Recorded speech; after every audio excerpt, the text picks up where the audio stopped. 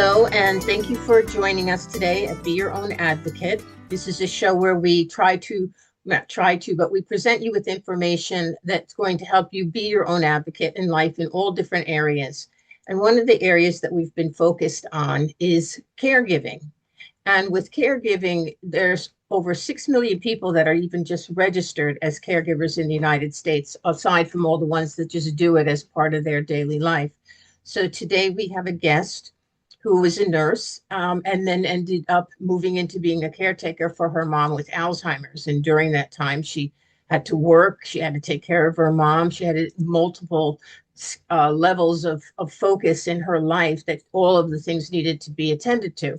So we wanted to talk to her today and discuss with her how she managed to do that so that she could share some information with our listeners so that they might be able to just get a broader viewpoint of somebody that's had to deal with it. So we'd like to welcome her today. Her name is Kathy Dent, and she'll be joining us. So hi, Kathy. How are you? Yeah. And so Isaiah and I today wanted to discuss with you, some of the things that you experienced as a nurse and as a caregiver. So you were saying that your mom developed Alzheimer's? Yes, she developed it and was diagnosed actually in 2007, and my mother passed away in 2020. Oh, So long time. she was a long time survivor with that disease process and really had no other comorbidities other than her having Alzheimer's. She was 96 when she passed away. Mm. Were you the main caregiver, or did you have siblings or other No, people I'm an only child. My father predeceased my mother by many years, and I'm an only child. And I had, thank goodness, gone back to nursing and had a pretty good career in nursing when my mother was diagnosed. And I was the main caregiver. We did have people come in periodically through the day, but nothing on a permanent schedule, and no one at night. So it was an interesting lifestyle to try to do that and have a career. Yeah, how did you do it? What were some of the ways that you did manage to do it? Well, at first, in the beginning, I was still married, and so we kind of shared that responsibility. And I still worked as a nurse for 2 years into my mother's diagnosis, and then in 2009, I quit working um, and actually stayed at home with her, pretty much full time um, during the day. And fortunately, my ex and I lived directly next door to my mother. So we were able to come in and out. For those persons that have that same type situation and they are the primary caregiver, or if they have siblings and they're the primary caregiver, that is tough to have to be bouncing around, take care of your own family, your own home, your own job, and back and forth cooking meals and checking on your loved ones. So I was very fortunate in that regard. But I did start doing a lot of philanthropic work and working as a consultant for different things, primarily in the veteran world, with working with veterans with PTSD and traumatic brain injury. And that kind of became a passion of mine back in 2003. And I'd done a lot of volunteerism, but then I started actually contracting with persons to do consulting work and actually travel as a nurse with some of these groups.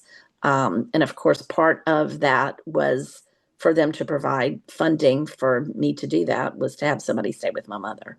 So, and it gave me an outlet, a little bit of an outlet in that process.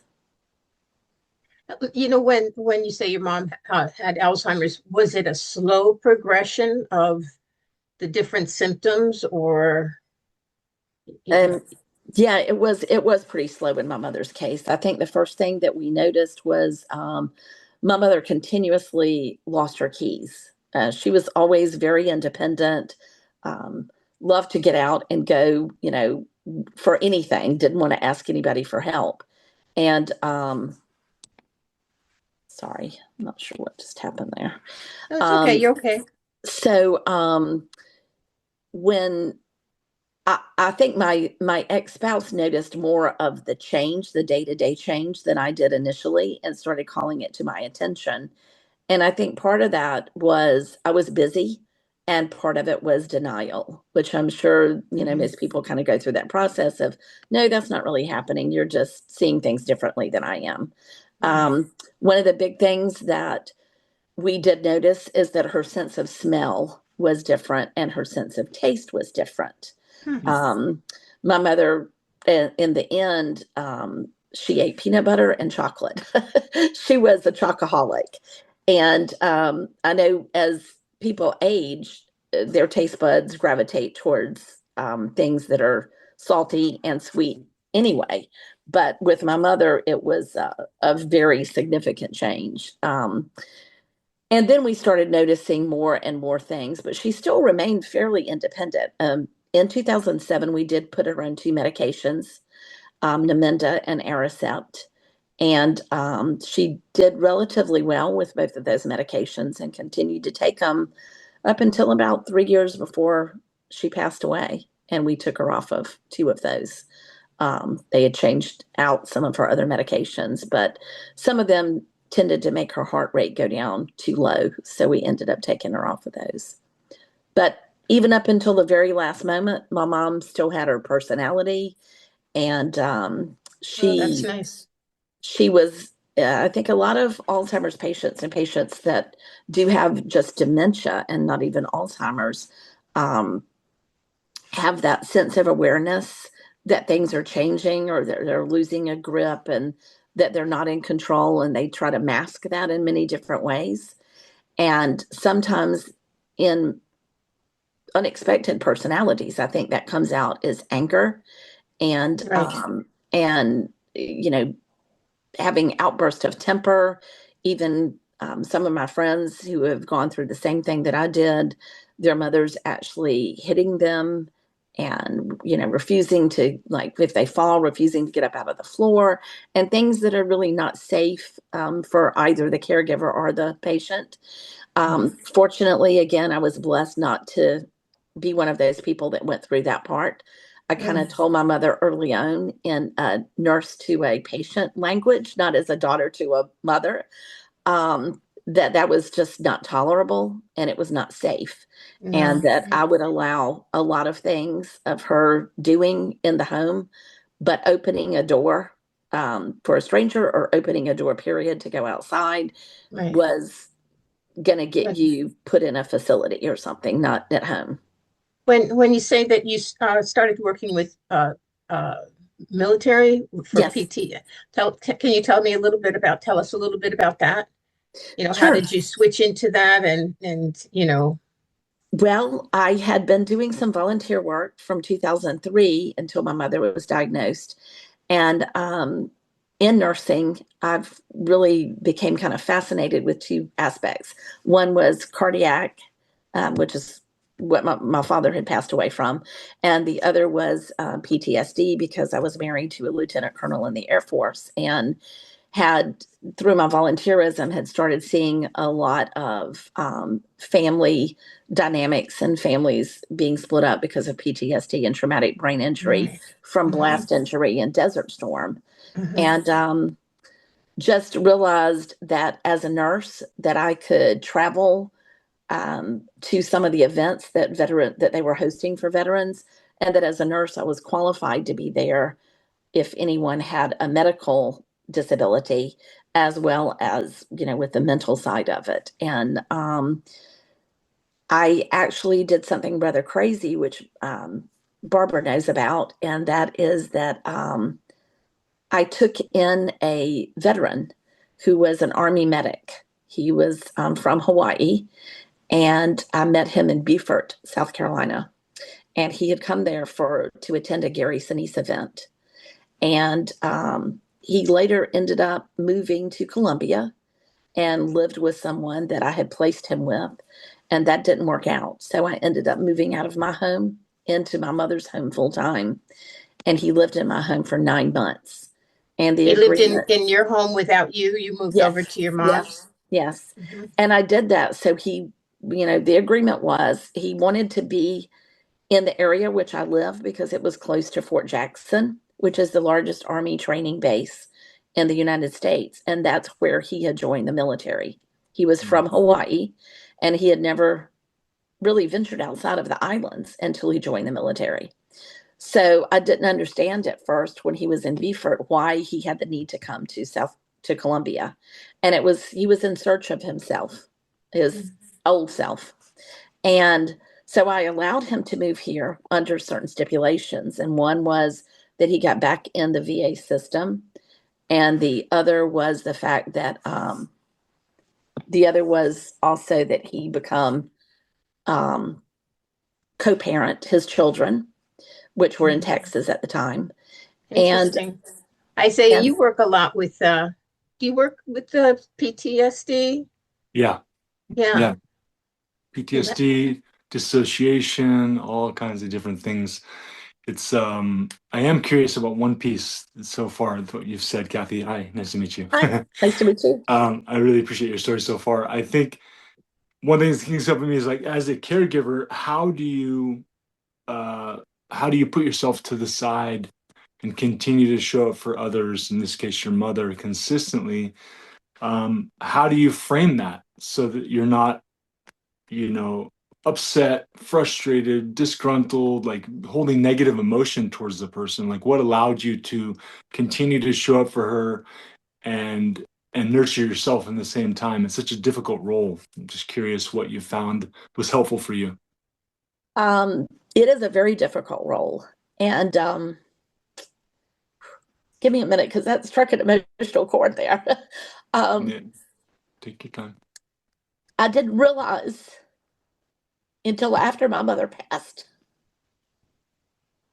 the lack of care, love, and consideration that I had not given to myself. Yeah. I thought that I was doing all of it correctly. And I guess at the moment I was. The working with the veterans was my sanity point because my mother, that's a mom and a daughter, are a very close relationship. Sometimes is loving and sometimes is very adversarial, right? In even a normal parental role. And then add all the other dynamics into that. So leaving that space for my sanity moment, and especially as a nurse and as a caregiver, my personality kind of gravitates toward that area of the brain. And so me leaving that to go care for the veterans, and so that I could see that a difference was being made in what I did was kind of a sanity check for me. That was kind of like my quiet space. Love that. And I still do it to this day, working with them. It's interesting Still working with the veterans then. Yes. Yeah. Yes. And still working on things with Alzheimer's and other neurological deficits as well. After my mother passed away in 2020, we were in the COVID crisis at that point. So traveling with any of the veteran work became really kind of stagnated. And all of the people that I worked with, everything was, on Zoom calls and very little personal interaction. And so along with some other persons that I was working with on another project, we developed a medical product that's an FDA Class 2 medical product called My Safe Pass.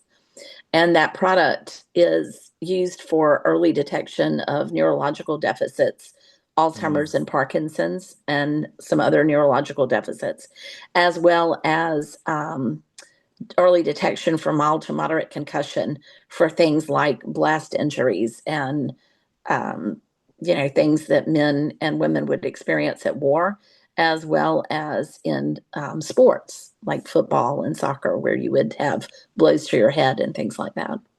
I'd love to put a link in our show notes for people to check that out. It sounds really cool.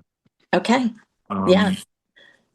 Yeah, I like what you're saying. I think it's Yeah, it feels to me like I love being of service. I feel like when I'm in my own way too much and I'm struggling or suffering, when I go out and serve someone else, I feel instantly better. Like it's a key. I feel like one of the challenges of the closest people in our life, our partners, our mother, our father, it's almost like we should do therapy with our partner's parents rather than our own, Yes, yes, or yes.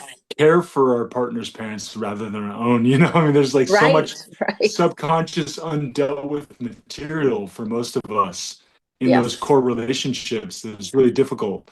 Whereas, like my wife's parents, they've got a bunch of patterns that are, whatever. They got a bunch of patterns, but they don't bother me because it's not I don't have the same charge with it. And Right. I'm able to be more right, accepting right, right. and Mhm. calm and less reactive and patient. So we maybe need to implement some system where we can take care of each other's parents and Right. discipline each other's kids and stuff. That's so That's true. very uh, true. You know, I was very fortunate to become friends with a multi-level Grammy-winning music artist, and we became friends working on a project for veterans. And later on, his mother, who was a nurse, had become very ill, and she really didn't have Alzheimer's or Parkinson's, but some dementia, just natural aging process. But she did have a lot of other comorbidities. And I remember telling him, because this is a son to a mother, but a very close relationship. And my mother and I had always been very close as well, which again, as you bring out, has got a lot of other, as I call it, stuff mixed in that soup mix, right? That you might not necessarily want mixed in there, but it comes out a little bit day to day if there's a lot of stress. So I remember telling him that you're going to have to involve hospice in your mother's care. And he didn't speak to me for about 48 hours. And then finally he realized, that again, that was something that he was blocking facing the truth about where his mother's health was going. And I think that is as a caregiver, I think that is something that especially if you're the primary person, that is a very difficult situation to have that balance, um, to be able to continue to care and to make sure that safety requirements are being met, not only for yourself but the patient, but also know when there's a time that you have to start letting go. And that's it's hard. And being a nurse actually probably helped prepare me for that, having been with patients and lost them. But, this is still your loved one. And all those other rules go out. Even though you know them intellectually, they kind of all go out the window when it's your own family. Um, Well, but I'm sorry, go ahead. no, I was just going to say, I think it is very important for people that are caregivers to realize the impact that it does take mentally and physically on you. And that's why, the adage of put your oxygen mask on first, there's a lot of truth to that. If you're not taking care of yourself, you really can't take care of the other person. And in the case of my mother, I was faking it till I make it. And at the end of the day, when my mother passed, I had a lot of health issues that I never experienced in my life. So it's very paramount that people realize that your care, whether it's doing yoga, swimming, running, exercise, cooking, whatever your thing is that brings you joy, it's very important that you hone in on that at least. Well, I would say once a day. Give yourself permission to have an hour for yourself. Mm, that makes sense. Yeah. That's one of the things I was going to ask you. I know somebody who was a caretaker for both of her parents, and they passed within a year of each other. And it seemed that for most of her life, I mean, she was only 50 something when they passed, but it seemed that for most of her life, that was the role that she had taken on. And after they passed, she hadn't developed her own life. Her whole life was so wrapped into that. And it seems like even with your mom, that's a long time. It's a lot of Yes. years to give up, Yes. but you didn't seem like you gave up. You found a way to blend your life in with, your personal life in with being the caretaker all together very well. It seems, from what you're saying, you found ways to make it I, work for you. I tried. It's difficult. And I think, just as you were saying, one of my friends took care of both of her parents as well. And she lost her husband, in a car accident, probably, 7 years prior to either one of her parents passing away. And so when her mother passed away first, and then she cared for her father, her relationship is she was always closer with her father to begin with. But again, it was very difficult, having lost her husband and then becoming closer to her parents again as an adult and then losing them. It's difficult. It's difficult. It's difficult to kind of find your way back out of that. Yeah, I would think so. Isaiah, do you Well, have? I just appreciate hearing from you. I love exploring this because I took care of my grandmother. She passed away this year, a few months ago. She was almost 97. So very much like you, Alzheimer's, but not too bad. She had a pretty gentle landing, but it's very intense. Caregiving is not easy. Probably the most difficult thing I've experienced so far in a lot of regards. And I can imagine if you don't have the tools, it's extremely difficult and can lead to a lot of dysfunction in them and also lack of care. So it's a really important thing to discuss and continue to give tools around. And many of us won't have the ease of our parents just living in a retirement community and just passing away without our input. We have to be involved, Right. because financially or otherwise. And yeah, it's really important to just continue to put information out and support each other on how we're going to do that, because we're all in the same boat in some way, Yes. Mhm. Yes. And Thank you for sharing.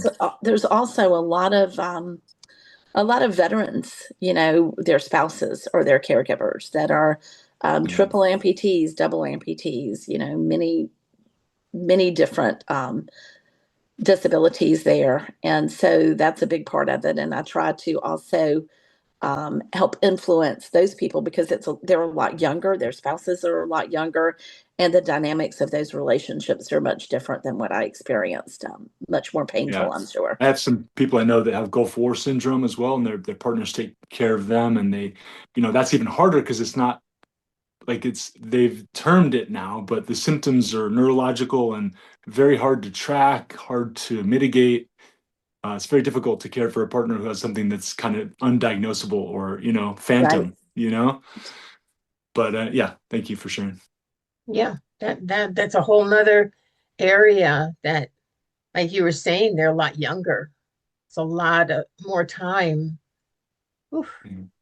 kind of felt overwhelmed for a moment there just with the thought of it. Yeah. Yeah.